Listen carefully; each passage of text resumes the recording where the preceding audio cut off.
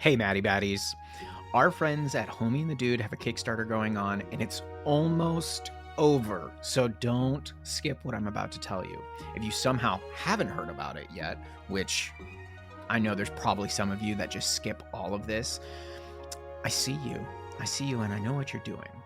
But you can't forget that the Wandering Tavern is a Studio Ghibli-inspired setting, and I know for all my bloodlust and thirst and killing of my players, I love that kind of setting. I can do other styles of DMing, whether you believe it or not. So don't forget to check out on Kickstarter this system-agnostic floating TTRPG setting with optional D&D 5e stats. You get the plot hooks, you get the mysteries, you get the threats, everything you need for a standalone campaign or a pit stop for your current setting. Now, you cannot forget that you get an immense soaring city full of battle maps that you don't have to make. You get to know the wide range of unique NPCs and staff, dark mysteries, remarkable magical items, and you get to protect yourself from twisted spirits, or will you become a twisted spirit yourself?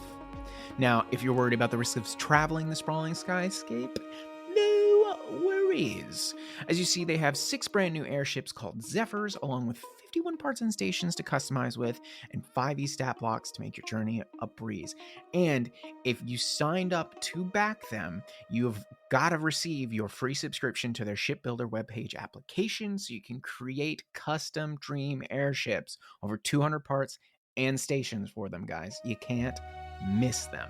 And it provides you, when you're done, with a full custom airship D&D 5e compatible stat block. Ugh, the amount of times I've homebrewed something and been like, oh no, I have to create a stat block? Crap. You don't have to worry about it. They do it for you. And I've said it so many times. The recipes, the fake illicit substances, the magic items, the incredibly detailed battle maps, guys. This is such an easy get and back. You get the free application, you get all this incredible detail, this artwork that they have provided for you. It's top-notch stuff, guys. You really can't miss it. So, with the campaign ending soon, you've got to follow our custom link in the description to show your support before time runs out. And we will see you up there. And as we near the close of the campaign, we at TMT would like to take a second to thank Homie and the Dude for allowing us to work with them in promoting this product, and thank all of you, as always, for your continued support. Now, let this week's madness begin.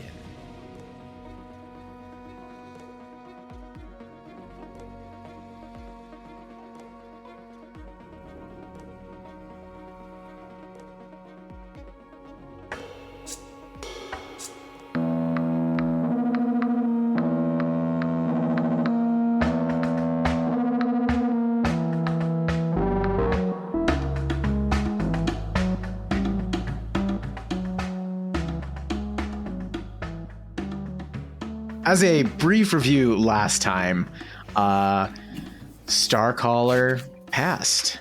Who? In a... You monster. Who the fuck? What? In a tragic and very preventable death. That's all I'm gonna say there. Fair. Very, very fair. But my bloodlust knows no bounds, so I take what I can get. You guys also managed to watch the demise of Delkvir at the hands of the River King, who they themselves looked pretty rough when they finally left the Isle, taking the body of Starcaller with them. And you all were kind of initially planning to grab a couple of treasures and run, but you took the time to very quickly vacuum up as much of Delkvir's hoard as possible, and then using Scylla's newfound device, decided to teleport to the Kingdom of Ember, with your focus from Sephel being on the tower in the ruins, as everybody remembers, where Sekarak was. And when you arrive, you are standing in this semi-open room, and the reason that it is semi-open is because one of the walls has crumbled, but from it you look out onto the larger city proper, with your view occasionally being obscured by a large floating piece of earth and ruin that continues to rotate around the tower. But you see quite a bit has changed. You see immediately at the foot of these ruins, amongst the old buildings and stalagmites, are all sorts of new fungal growth. You see new zirkwoods sprouting up. You see large croppings of various types of fungi, and moving up amongst them, you can see myconids moving about. A couple of larger ones milling and seething. You see them kind of doing that spore-like sway, the clouds kind of mixing in, but the perpetual fog that used to cling to this section of the city is now gone. It's quite tranquil looking. And as your eyes kind of drift out over the wall and into the rest of the city, quite a bit else has changed. The bug farms and fields where the goblins had been residing have now expanded. There's far more of them. The growths are clearly more abundant, and these zirkwoods and other fungi are spreading throughout the cavern at large. You see that there's far more houses. You see the smithies are rolling with their smoke billowing from the fires. You see more and more miners coming in and out of the tunnels. And you see the Coalfire Keep, where you had met with King Balater and Queen Griselda and more. And you see that there are new constructions everywhere. A bit too far for you to see the exact happenings, but it is clear that the Kingdom of Ember is far more bustling with growth of all sorts. And Sephel, you recognize this room as this is the room where you had found Sekarak when you first entered his tower. You see behind you is that set of table and chairs with the chandelier up above, the old kind of chalkboards and calculations drawn on the back there. However, you don't see Sekarak here. Yeah, remind me, in the solo session when we left, or when I left, he was sick. Yes, he had been wounded, and he was very afraid that it would be that it was a mortal wound, as there was a poison in it that he hadn't encountered before. And you remember descending from this room into the next floor, which was this large alchemical floor, essentially, where he had been conducting small amounts of experiments because most of his equipment and supplies had been destroyed. And then the bottom layer was kind of his treasure trove, all sorts of books and tomes and smaller magical items, and his large mound of cushions that he sat upon and revealed himself as an ancient deep dragon. And you got a better view of his large weeping wound before kind of introducing you to Vlad and eventually saying, like, go, get to your friends. Don't worry about me. Had he told me how he got that wound? I don't believe so. I don't think that you guys had talked about it, but I'll have to go back and double check. Okay. And I don't remember, and I don't have notes on it. I don't think so, but... You didn't take notes? I took notes. I don't have notes on the source of his wound.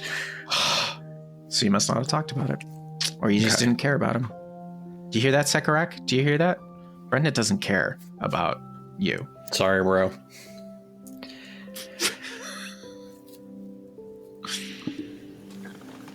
What's going through everybody's heads here? Remind me, but Scylla didn't meet Sekarak. Nope. No. You remember meeting a shadowy drow figure on the outskirts of the ruins. So the sight that you're seeing now, this room, is completely foreign and new to you. Yeah. But Sephel brought us here. Mm-hmm. Mm-hmm. Sephel, this is not the Kingdom of Ember I remember. Where are we? You would have seen this place from the outside. This is Sekarak's tower. Yeah. Sekarak, the one who assisted you in your new... He was the one who sent me to Blingdenstone to aid you. I see. He's not here. No. He was wounded when I left him. I'm a bit worried. Would you accompany me downstairs? I want to see if I can find him. Of course. Lead the way. And I'm going to start going down towards that alchemical room the way that I remember. Okay. You guys begin to turn around, and immediately Vlad has just, like, sprinted down the stairs. Yeah. Because this was his home for a short while. And as you guys begin to descend the staircase, Scylla, you are amazed at how large the lower room is. You are coming down these stairs and you see, I feel like there's a technical term for it, but like these arrow slit like windows passing you, and that continue to look out into the city, and you're rotating down along the sides of this tower, and immediately in this large space you see large tables filled with beakers and glassware and essentially like Bunsen burner-esque stuff. And you actually see a handful, this is a surprise to both of you, a handful of myconids that are kind of moving about and moving various pieces of fungi. You see ones at like a mortar and pestle and crushing stuff up, and they're kind of like going about business, and their spores kind of puff out into the air, and you just hear these soft hello, hello, and these kind of sing-songy myconid voices. None of them you would particularly recognize, though. What are you all doing in here? Where is the owner of this tower? The one closest to you that is moving and crushing some stuff in the mortar and pestle goes, "Oh, the Master Sekarak is down in the lower floors. I do believe I heard the small childlike figure run into him." And you can hear kind of echoing up from the staircase that continues down lower, what sounds like deep laughter coming from below. Well, that's good. Carry on, and I'll keep going down. Yeah, follow. They just kind of nod to you. As you continue to descend down, you see, Sephel, that most of the damage, both to the alchemy floor and the main chamber as you descend, have been either largely repaired or replaced. And Scylla, what you're seeing is almost floor-to-ceiling tall bookcases that surround the entire vicinity. You see display cases, some of which are now empty, and then some have what look like broken remains of pottery and books or small artifacts of various makes and models. But in the center of this room is you see this very large mound of pillows and cushions. And in the middle is, you can see there's like this deep depression. However, you see a familiar drow looking figure who is currently kind of like holding and laughing with Vlad. And you can just see Vlad is like motor mouthing at Sekarak. And as you guys come down, your footsteps echo in this open space Sekarak's face turns to you all and goes, "My dear friends, how wonderful it is to see you again." And he kind of looks at Vlad and he goes, "I will need to stand up so I can greet them."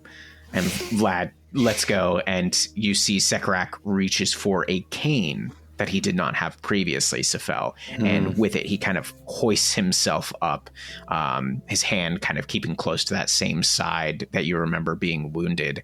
And he climbs his way out of this very large mound of cushions and comes over to the both of you. "How are we, my friends?" Well, we've seen trouble, as all do. But it's good to see you are well. Or at least faring. "I am certainly better. Your dear friend Stool and his companions from the Neverlight Grove have done wonders for my health. Some shrooms and fungal life that not even my own kind have managed to cultivate have succeeded in helping me with my wound in the poison that was infecting it. So I will be around for a bit longer yet." I think Scylla is like looking between them, and then she looks at Sekarak. "I am Scylla. I must confess I have never met a friendly drow before." Yes, I will admit our first greeting was rather perhaps off-putting. I had certain demands and set you in the direction of a hag, yes. But I do apologize. And he sticks out his hand for like a handshake with you. And he goes, "Proper introductions, I am Sekarak." Yeah, she will shake his hand. It would seem that your shadowy negative aura is no longer around you. Yes, that was more of a facade than anything. I have a long-standing friendship with Sephel here, one that he doesn't quite remember. That goes back many, many years, and at the time when you first came here, I could tell something wasn't quite right, and that he was haunted by Orcus. Therefore, I figured it best to keep the knowledge of myself and what I had a secret. I do apologize for that sincerely, and you are most welcome in my home anytime, and I do hope to be of greater assistance to you in the future. That is nice to hear, although it is quite sad, and she looks at Sephel, to hear that someone could forget what seems to be a friend, but... You must remember, Scylla, I've forgotten far more than friends. But... Yes. Sekarak has actually set in place... He's given me quite a few of my memories thus far, and I've been unraveling some of them myself in my time away, so... I must thank you again, friend, for starting that process. But of course, happy to be of assistance. And it looks like you, and he kind of flicks up his cane and taps the top of your staff, and it just like opens up. He goes, "You have been rather busy." Well, I had an Orcus to shed. Well Not done. an easy task. I'll tell you about it, but I'm sorry, I must... We recently lost a companion, and have been hit with the realization that we are too far over our heads. I think we must speak with the king and figure out next steps and rest. Perhaps we could speak later in greater detail. Oh, but of course, I was a little nervous to ask about where your third companion was, and I'm certain to hear the tale later. But of course, you are more than welcome to speak with the king and queen. I'm sure they will be quite happy with your arrival, amongst many others. I believe we owe them some money first. Yes, a debt. A debt is owed. I'm glad that you feel that you can pay for it.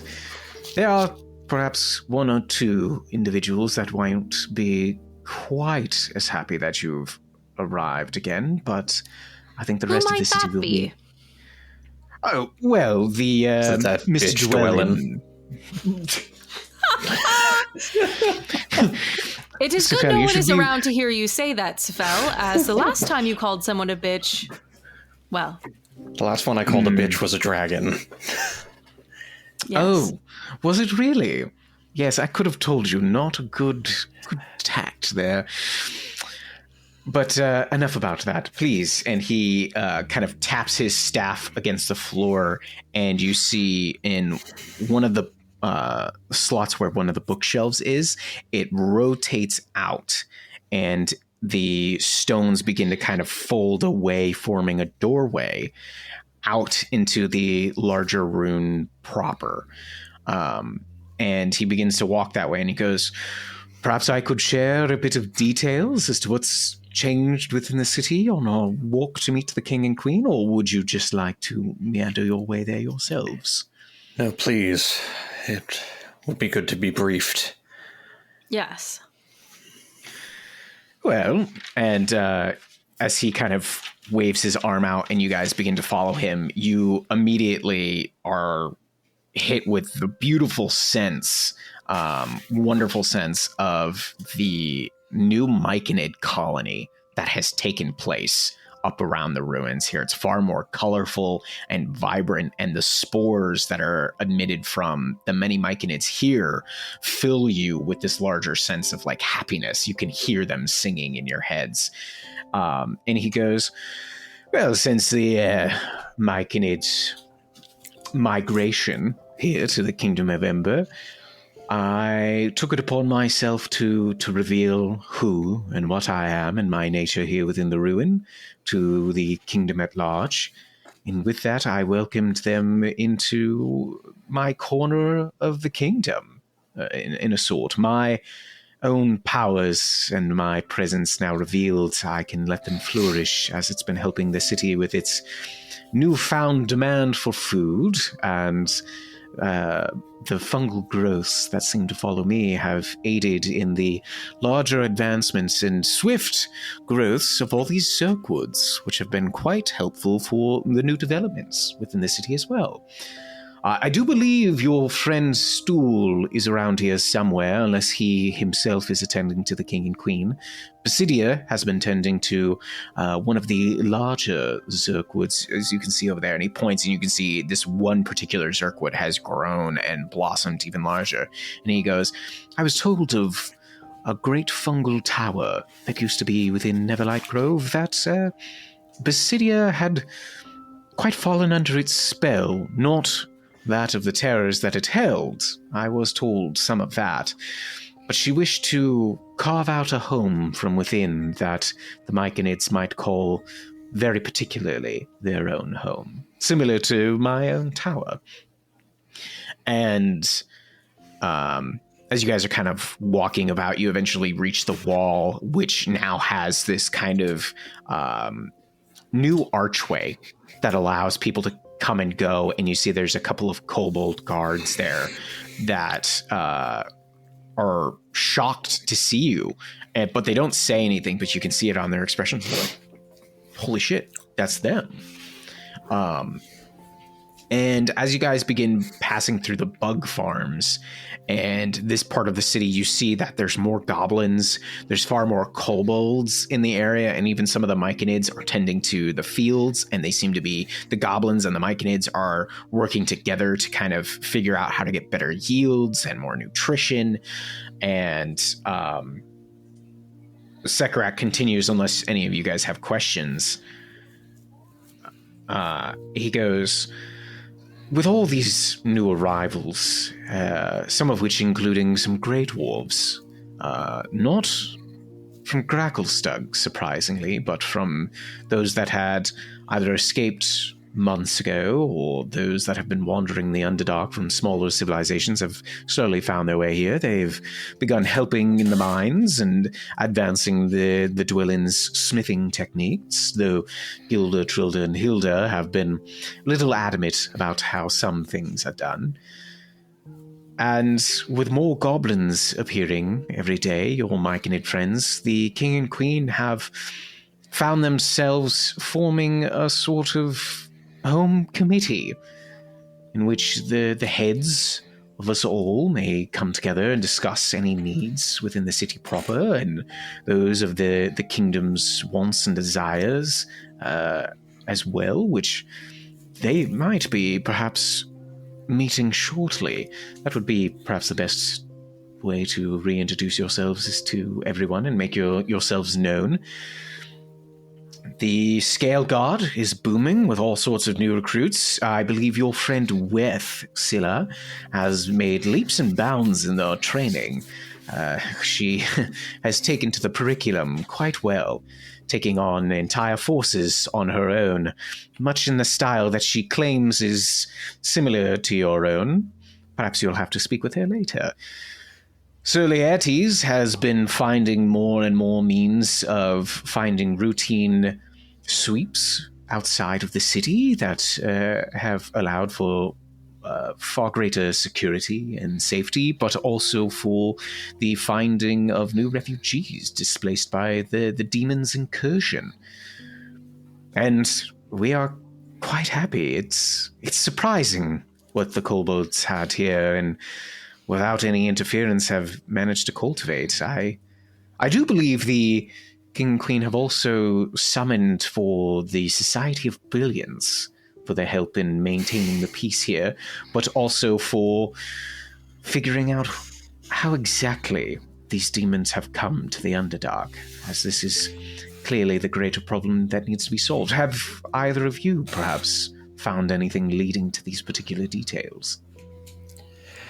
We've not found anything regarding the source, but we have seen the spread. I regret to bring information that this incursion has already had effects on the surface. That is truly unfortunate, and something that will have to be dealt with perhaps rather quickly. That, or we must find the source, hopefully soon, and put an end to it. That's something that we can all perhaps sit down and discuss together. And at this point, you guys are kind of walking past the Temple of Bahamut and coming close to the market. And I'm curious, because you guys know that this is where Beatrice's home is, and the last you knew, Sue was staying with her, but also you bear the horrible weight of Starcaller's fate. So do you guys think that you would stop and speak with her, or is that something that you would hope to delay? What are your thoughts as you pass through this part of town? I mean, Scylla would look at Beatrice's home and probably say something to Sephel along the lines of, I remember that home as belonging to Starcaller's partner, Beatrice. And perhaps we should say something. However, I will not lie in that I do not wish to do so. I think the news should certainly make it there. Perhaps we re-announce ourselves first, and then as we settle, we can attend to business such as that. Agreed. We'll break her heart at dinner. What a time to do it. The rolls smell delicious. By the way, your lover's dead. Perhaps there will be a nice soup. Soup is soothing. Soup does soothe some pains. Good work. Perhaps I love we how should bring Scylla some. had it one time, and she's just like, soup. Soup is good. And I Do don't. it. And it wasn't even good soup. No. Oh goodness. Mediocre at best. Yeah. She's like, this is the best thing I've ever had. It would make me it's feel like better it's- if my yeah. partner When you're died. coming from like a raw fish, like a whole raw fish diet, like your first bad soup, you know, that Progresso chunky hits different. It's hard. I don't know. Yeah. I just have to say, being a Triton and growing up in the ocean, like she literally grew up in the soup.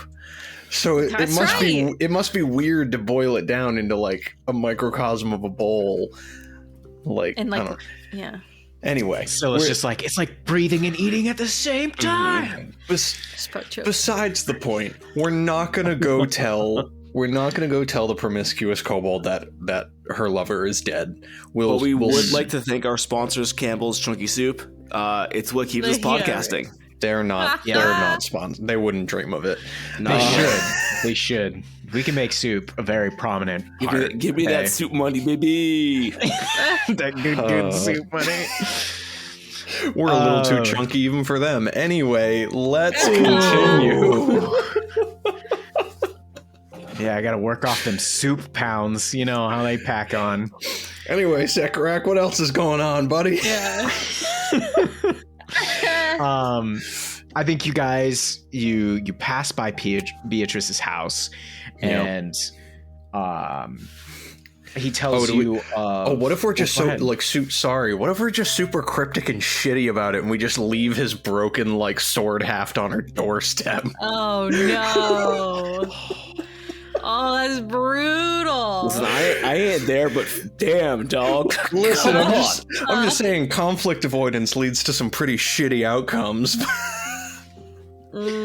Pick your battles. That's weird. This is like the first time I've ever heard you talking about conflict avoidance. Yeah, well, most of the time we don't have the choice, so if I don't have to choose another one, There you go. goals, brother. All right. We'll I guess circle our back. brother's death doesn't hold heavy on you. Hey, we laugh through trauma here at the madness table. Yeah, put aside the pain and just chuckle. All right. So you guys, you press on through the city. You can see left and right, especially in this larger part of it, all new constructions, new houses, both stone and zirkwood being put up. You eventually pass by the large statue of Bahamut on your way to Coalfire Keep. And I need the both of you to make perception checks for me. Oh no. Sure. I got a nat 20. Hell yeah. Nice. I got a rock. I got 13. Okay. Scylla, you at one point just like happen to look down an alley and you see this hunched over figure, like with these kind of glowing red eyes, make eye contact with you, and you realize it's Grumbles, and he realizes who you are and like who you guys are walking as a group, and he just very quickly like throws his cloak over his head and takes off down the corner and out of sight, just like no. Sephel, it is the prophet, Grumbles. Kill him. No. Scylla will run down the alley after this man. You're really gonna chase him down? I didn't mean it. I think she is running after him. Okay. What are we Okay. doing? Okay, Sephel just starts following. Sorry, Sekarak. Grumbles, wait. I'm gonna need you to make 2 checks. I need you to How make an far away is athletics he? check, and I need you to. He's like 60 feet away, and he just turned a corner, so he's out of sight. Fuck. He's about 60 feet away. I need you to roll a persuasion check and an athletics check. Athletics, I got an 11, but my second check was another nat 20. What? Sam. Oh my gosh. Yeah.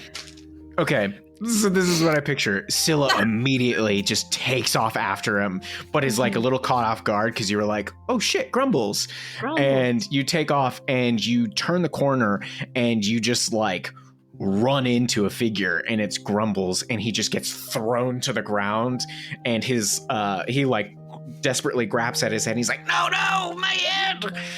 And then he looks at you and he goes, what do you want with me, witch? I am not a witch. In fact, I would guess that you have more witch-like powers than I do.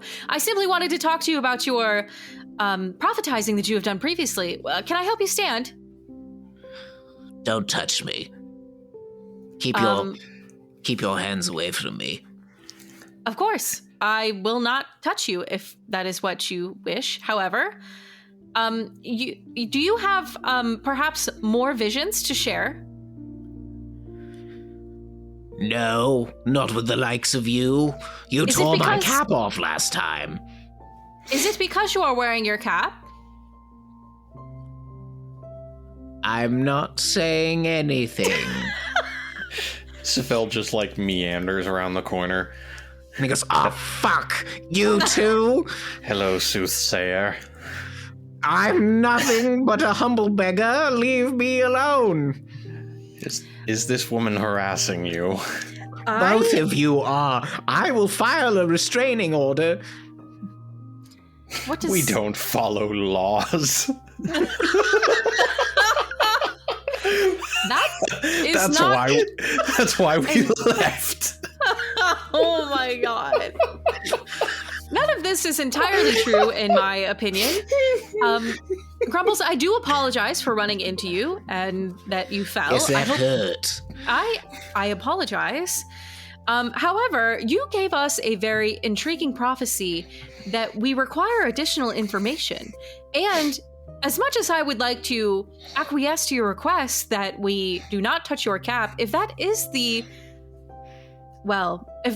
door into your visions, we need more information in order to save, your own life. I don't remember of what I spoke when you removed my cap. That was long ago. The visions come and go. Just don't touch me. Do you live around here? What does that mean? No. Do you live anywhere? No. Would you like to live somewhere? Why? I thought perhaps we could make your life more comfortable, and then you may be more inclined to help us. Roll a persuasion check. This just got interesting. What if we buy you a house?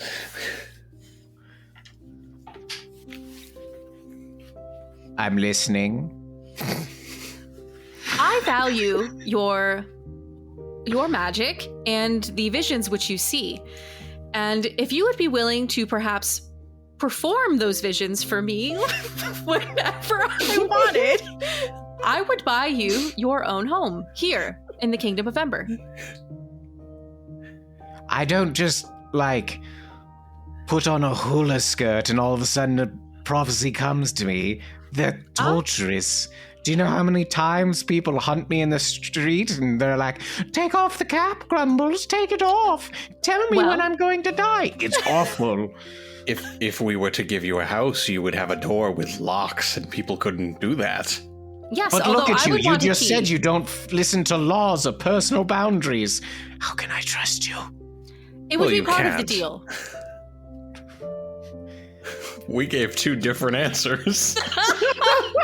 And that's very much off-putting. He's like, Sephel, perhaps you are not being helpful. That's possible. Sephel would agree to not enter your home, yes, Sephel? I would. I have to say, I'm a little off-put. This is a far departure from where we were trying to go. I understand. However, I believe that there is a lot of intelligence to be gathered from this individual. He's kind of stroking his chin. And then he reaches into his robe and he goes, I tell you what, and he goes, hi-ya! And he throws down this little packet, and all of a sudden just a smoke bomb just billows out around you, and you just hear him like run off. And then you don't see him. I can find him again, don't worry. I do think there is value in him. I don't disagree. I do not think he would require more than a shed. You make a strong argument, but let's put him in the outhouse. Perfectly. As an individual conflicted, who deals with both intelligence and magic, let's gather intelligence before we turn to magic. That is what I was trying to do. Sure. I'm sorry to have derailed us. I will follow Sekarak. She to see if he's like watching. Sekarak's just like turning down, like looking down the alley, like what the fuck? No, he's just like, he's at the far end of the alley from where you guys had turned the corner, and he's just leaning against the side, and he goes, "Well, you done speaking with the madman?" Mad, but perhaps invaluable. Oh, I will admit he seems to be touched in some way by perhaps the gods or something else, but yes, he's an interesting fellow. Touched is the proper word. Yes, indeed. I believe in him. Oh, that's wonderful to hear. I'm sure he would appreciate that if he heard that. I felt Sephel was touched in one way as well when I met him. I believe in Sephel. It's a fair point. I've been touched in multiple ways. It's not. I know. It's not. Well, onward. Yes. Anyway. Keep. Wow, we are not serious for people that just watched a friend die 20 minutes ago. Nope.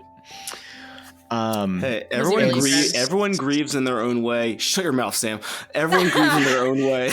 Andrew, you're here. Ooh, I am the ghost of Artemis Starcaller. The ghost of the Starcaller. I'm disappointed in you. I would be too. You've already learned this lesson. Goodbye. Oh boy. Gosh.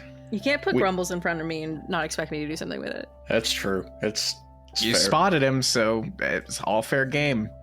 Hell yeah. You guys proceed to Coalfire Keep, and as you come up to the gates, you see that there are a handful of guards. They recognize Sekarak, and they at first don't recognize the two of you, but then are very quickly like, oh my goodness. And so one opens up a smaller door within the larger pair that kind of make up the front, and within a couple minutes he comes back, and you see the two large doors swing open, and there you see King Boletaire and Queen Griselda. And King Boletaire comes forward and he goes, "My dear friends, what a pleasure it is to see you."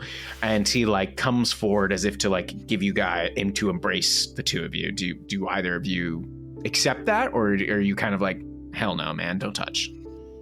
I'll take it. Boletaire was nothing but hospitable to us, so I'll take it.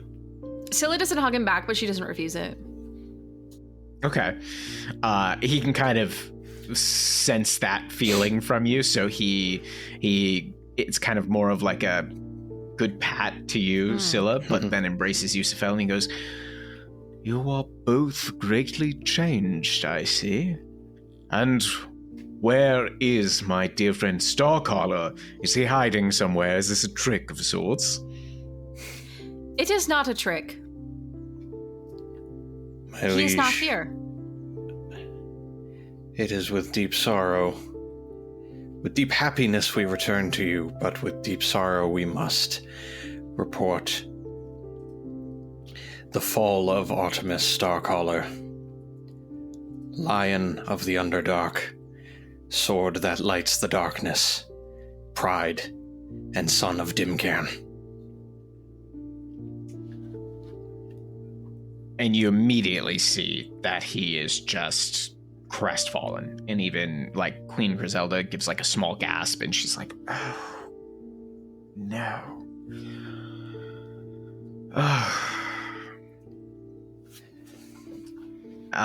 And the king, he goes, oh, my goodness. I'm so sorry for the loss of you and for the loss of our great friend. He died most gloriously aside from fighting a demon lord, one of the most glorious battles that he could have been a part of. I'm sure he had no regrets in his final moments. That does indeed please me to hear, though sad as I am. Please, come in. Sakarak, of course, it is a pleasure to see you. We were going to be having a small committee meeting. It would be good to have your mind with us and fresh companions, and we have new friends and old ones that I'm sure would be glad to see you both. And he leads you all in, and eventually you reach that familiar large chamber with the circular table in the middle. And from it, you see a few different individuals. You see a deep gnome. You see a human man, older human man, standing a little ways off behind him. You see that there is a taller myconid that has a skull that kind of sits in the face-like region. And Sekarak goes and kind of takes a seat. You see that there's a couple missing, and the king kind of turns to you both and goes, unfortunately, Sir Laertes is away on patrol, but should be back soon. And the goblins have yet to vote a senior member for which to attend these meetings, but they will in time. However, I do believe that there is a friend here that requires no introduction. And like before he even finishes that sentence, like the chair falls back and you see Stool stands up, and he's become a little bit taller, and he has far more of a larger mushroom cap, and he looks similar to Basidua, where before he was kind of more roly-poly. It's like his stock has elongated. He still has his very thick trunk like arms and legs, but he just kind of runs over to you both, and before you even know it, just like grabs you both in a bear hug. But his kind of softer voice comes through and he goes, "It is so good to see you both. I missed you so much." Careful, Stool. Hello, Stool. He's like, "If I had lips with which to kiss, I would give you both a peck on the forehead." And I would do my best to forgive you. I know you would. And he puts you both down, but his like large hands and fingers are still like on your shoulders. And he goes, "I wish to know about all the adventures you had since last I saw you. You have to tell me." And the king is like, "I'm sure there will be much regaling of that later, Stool, but there are still some introductions to be made." And Stool's like, "Oh, yes, of course. Manners. You guys kind of taught me that." Kind of. And King Boletaire points to this older-looking deep gnome, and he goes, "This is Sussaro Umbernut, part of the Society of Brilliance, and his traveling companion and butler, Ricard Bronte. And Andrew, would you like to introduce and describe your new character for us? I would love to, William. Yes. You see before you Sussaro Umbernut, who is a deep gnome of about 3 foot 3 inches tall. He probably weighs 40 pounds soaking wet. And unusual for his kin, he has a long, curly white beard, but he has a typical, completely bald, deep gnome like skull. He is wearing like a tight-fitting, like black, like almost like a coverall, and a rather nice white cloak that has a little eye on the clasp. The Society of Brilliance. I found myself searching for your kin not too long ago. Yes, it is our great misfortune that we can't be everywhere that we wish to be in the Underdark. It is a dreadfully large place, isn't it? It is. Well, I'm glad to see some of you have made your way to Dimcairn. But of course, Dimcairn has long been a light in the darkness, so to speak. Can I just say real quick here? I love how Sussaro almost has a JFK-like manner of speech. It's great. Yes. Era.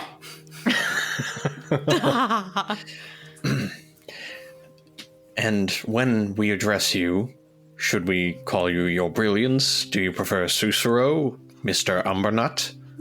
Please. Mr. Umbernut was my father. You can call me Sussaro. I already know a Sue. Is it Sussaro in its entirety? I suppose so, if you already have a Sue. I've sometimes been Sue, I've been Seuss. I've been Sussaro. It's really whatever suits your fancy, young lady. It is nice to meet you. Likewise, to meet the heroes that I've been regaled about for so long now. That's not what many people thought of us when we left.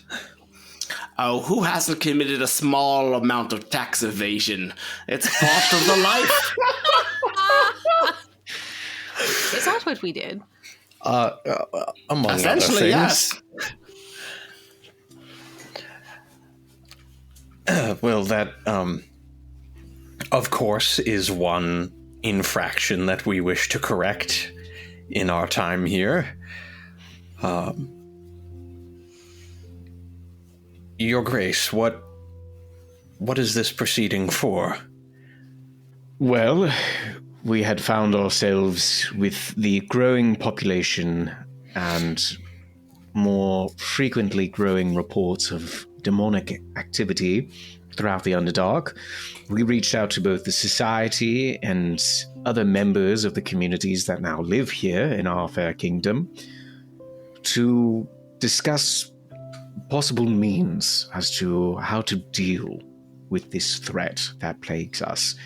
Sir Laertes has taken everything to heart that he can with the help of Weth and their incredible training and those left behind by our late friend, Starcaller.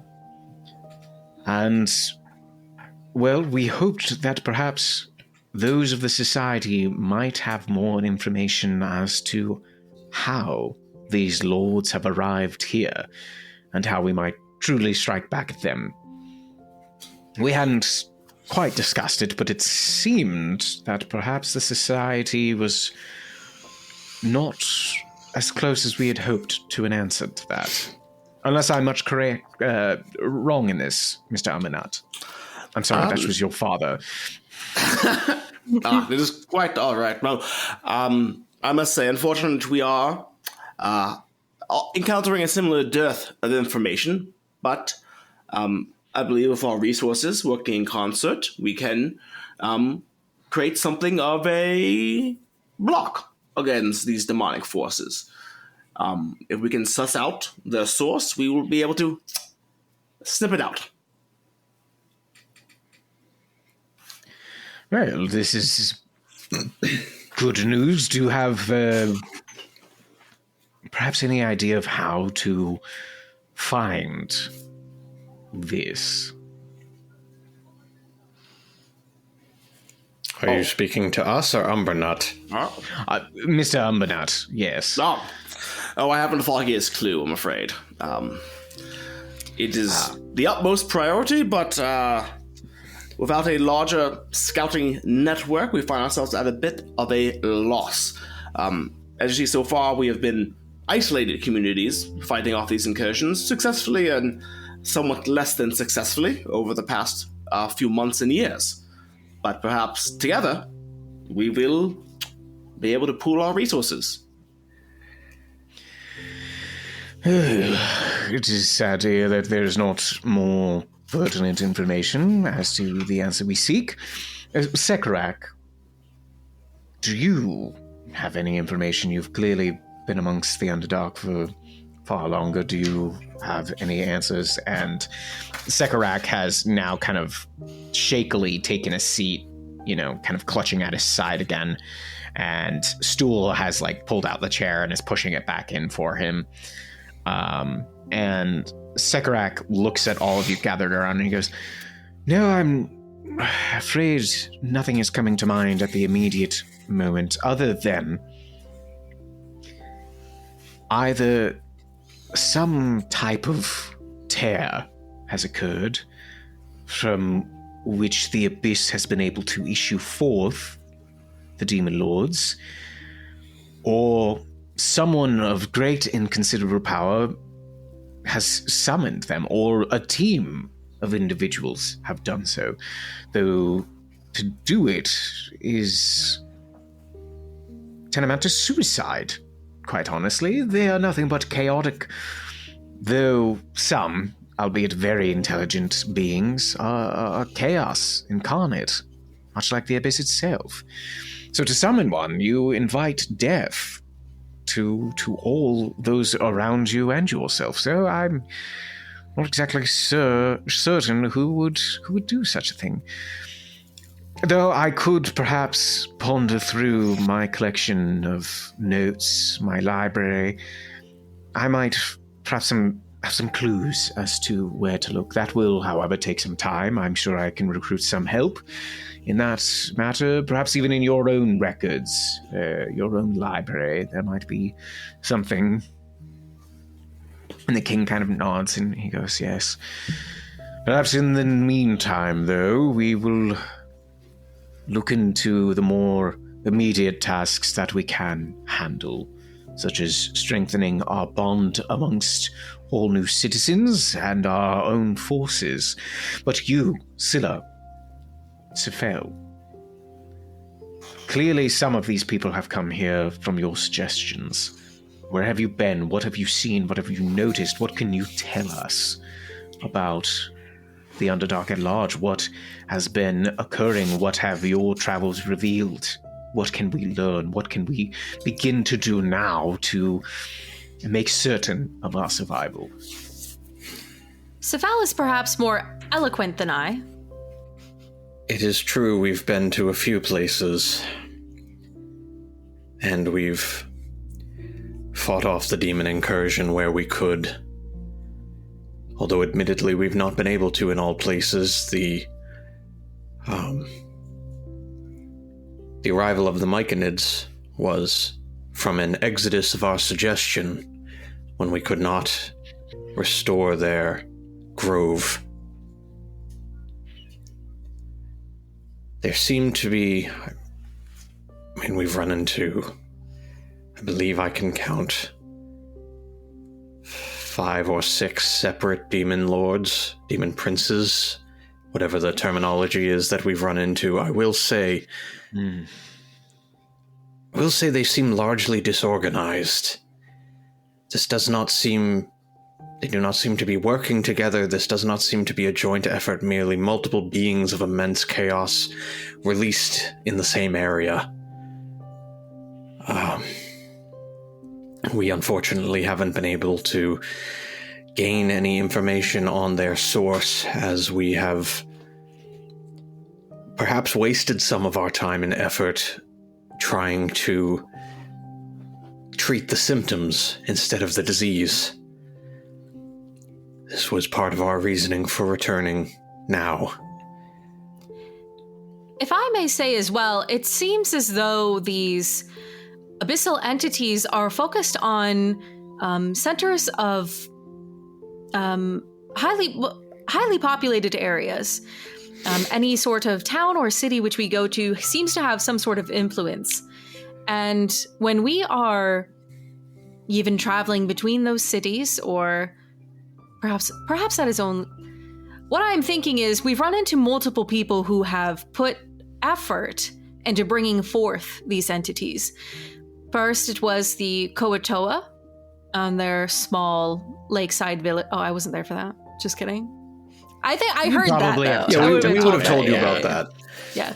First, Sephel and their entities ran into the Koatoa, and then when we were in the in Gracklestug, there was also the story of the cultists in the Rollstone tunnels, which were attempting to pull forth an entity. That's true. And then there was the individual at Blingdingstone who had succumbed to certain forces and called forth his own entity. Blingdingstone, you say? I'm sorry. What of Blingdingstone? We recently came from Blingdingstone. We were probably there a few days ago. Maybe a week was when we left.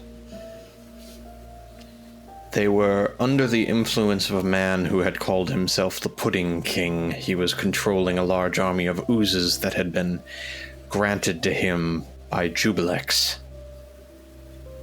We were fortunately able to pool the forces of Blingdingstone and defeat the Pudding King. Though Jubilex's influence, I am unsure, is fully gone. But the Harbinger has been dealt with, at the very least. The city itself was rather fractured. They had multiple factions who were not happy with one another, but the threat of imminent death did seem to pull them together. There was a great deal of loss and even greater destruction, but I believe with time and with resources, they will be able to rebuild strong. They were able to sustain themselves another day. Well, I'm glad to hear that it still stands. Shaky though it may well be. Do you have connection to Blingdingstone? Yes, I originally hailed from Blingdingstone, though I have not been there for quite some time myself. Oh. I knew of the, shall we say, recolonization efforts after the drow incursion of some century or so ago. I would not go back. I will take that under advisement. I was there for a very short time. Perhaps I was only there for the worst of it, but Scylla and Artemis did a good deal of good there. But we return because although we may have only been able to scrabble together loose information and scattered victories so far, we believe it is time to pool the resources we have, bring together the communities that we have hopefully set in motion, and with some newfound resources, begin to tackle this problem head on. We are fully ready to not only repay our debt, but fund a significant chunk of the training effort, the research, any excursions outward to gather information, launch full-scale investigations, and finally bring this issue to a close, if we can. And with that, the king and queen kind of circle around the table and they kind of wave everybody to sit down. And as you all do, they both sit, and Queen Griselda speaks up and she goes, "Well then, let's talk." And that's where we'll leave it this week. Hey everyone, welcome to the end of the episode. 2 quick announcements for you. You've already heard us say it 100 times. We have a Discord. What are you waiting for? Get in here. We have so many amazing like-minded DMs in there. A lot of players as well, people new to D&D. Some people have been in there a long time, and everyone's just having a nice time sharing tips, tricks, talking about one-shots, talking about Curse of Strahd, talking about Out of the Abyss, all the things. So definitely think about joining us. You can find the link to join our Discord at linktree.com/themadnesstable. You can also find our other social media links there, including our TikTok. And boy howdy, Andrew Walker has been killing it on TikTok, posting the most random mad memes you had ever seen. So definitely consider following us there as well. Lastly, if you've made it this far, consider leaving us a 5-star review in whatever podcatcher you're currently listening. 5-star reviews are instrumental in pushing us up the charts and getting us in new listeners, which is really what we're looking for to get the name out there. So consider doing that for us. We would be forever in your debt. But that's all for now. And we will see you in the next episode when...